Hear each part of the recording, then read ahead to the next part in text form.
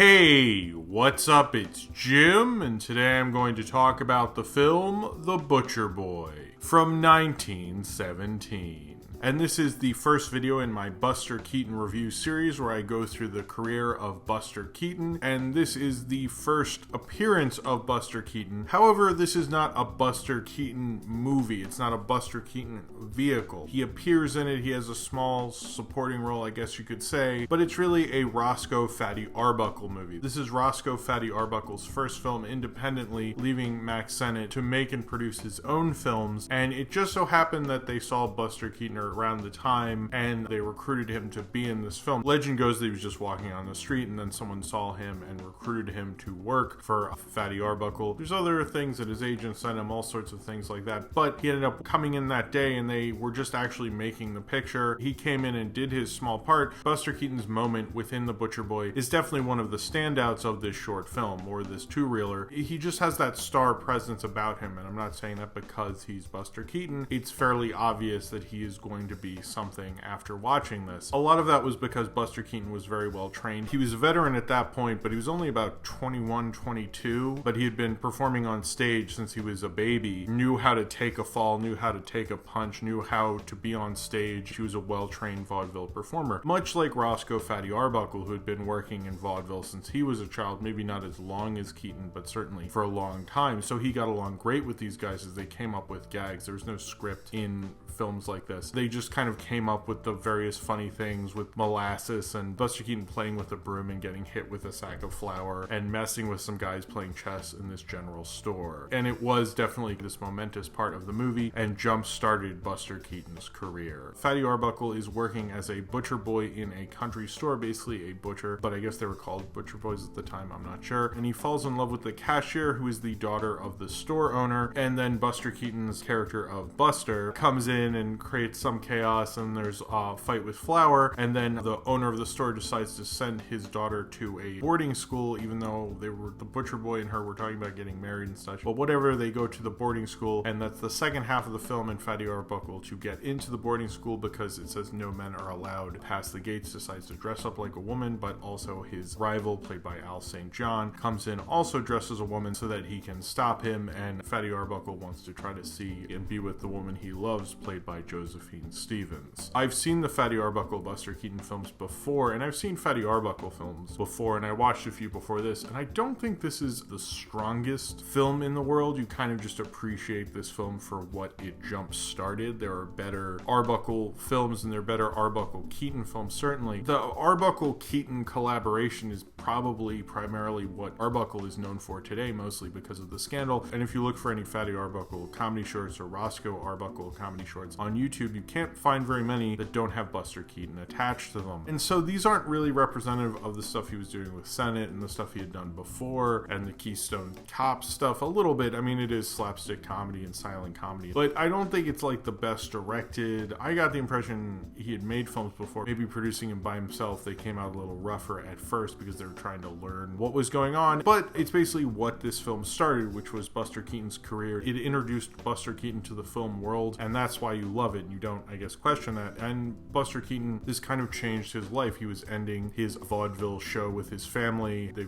broke up the act. He was trying to get into the picture business. He almost had an offer to be in a show, and that would have toured, and it would have paid him a lot more. He decided he wanted to be in the pictures after doing this film, and all the scenes you see him in this film were done in one take, which is incredibly shocking when you consider how physical they are and how well done they all are, especially when you learn it was done in one take. And Buster Keaton would always proudly say that he was the only person whose film debut was done in one take. It's pretty remarkable how well he can take a hit. He kind of outshines Al St. John, who was actually Fatty Arbuckle's nephew and worked with Fatty Arbuckle a lot. It's kind of surprising that this guy could come in, but you're very well-trained vaudevillians, very well-trained actors. Buster Keaton knew what to do when he was on a stage, so it worked so well, and Fatty Arbuckle took apart a camera and showed Buster Keaton how it worked. I've heard from other places and other Keaton interviews that he took it apart, but whichever, Fatty Arbuckle showed Keaton the film industry. And there is some rumors that Keaton didn't like Arbuckle because he believed that Fatty Arbuckle stole part of their vaudeville act for one of his films, but I never got that impression that that was true because I couldn't hear that from Keaton himself. It's either it's an old wives' tale or it's just something that I'm not exactly sure where that came from. But they became lifelong friends until the end of Fatty Arbuckle's life. Buster Keaton had the good fortune on his first day not only to make a great cinematic debut and meet Fatty Arbuckle and change his life, he also met his first wife, who was working there as a secretary and a script girl, I believe, maybe just script girl. Regardless, she was working there and he met her that day as well. It's one of those life-changing days that you kind of can't believe, and it definitely adds to this film's infamy. It's a good film to start with if you want to watch them all in order and review them all in order, which I am doing. But if you have never seen a Buster Keaton movie before, or if you've never seen a Fatty Arbuckle movie before, don't see this movie first. It's a little too rough. It's not really the greatest. I agree with most people's assessment that the second half really is not as good as the first half in the general story. That's where this film really shines. You get amazing scenes with Buster Keaton. Buster Keaton is in the second half, but is a very minor supporting part. I don't really like the second half as much, and it seems like most people don't, but this film was big enough of a hit that it helped start Buster Keaton's film career and helped start Fatty Arbuckle's new film company, although Fatty Arbuckle was a huge star at the time, so it would have happened anyway. But regardless, it was successful and it did all these things. Kind of an uneven film, not a perfect film. I've watched it a few times before and I've never really loved it, and to be honest, there's been times I've turned it off when they get to the girls' school. I just never liked it that much. It's fine, it's a little funny in places, but it's just not as great, and I think most people preferred the other films a lot more. It's kind of, to me, the lesser of the films, and when their working relationship and Keaton got more creatively involved. But as for a film debut, it's nonetheless very impressive. You can absolutely tell when Buster Keaton gets hit with a bag of flour, or the molasses on the hat gag is absolutely hilarious. Like, it's so well done, and Keaton plays it off very well. Keaton has a face that works so well with comedy, and he knows how to play to the camera, even though he's never played to a camera before. It's awe-inspiring to see like how well he is in this, and Fatty Arbuckle is clearly the main character, but I think even he probably knew that Keaton was a star, and you can tell that. It's like one of those times when you watch an old movie and you're like, oh, okay, I get why this actor became a big deal. I can see a studio executive going like, yep, that person's gonna be a star, and you can tell that throughout this movie, and that's a real shining moment of this film. It's a fine little comedy. I just don't recommend it for people who are just getting into this, but if you've never seen it and you're a fan of Buster Keaton, you absolutely should. Mainly, I guess, to check it off a list, but to really show you how ready for cinema Buster Keaton was and see him nail his film debut on one take is still an amazing thing to watch and makes this film worthwhile and worth seeing,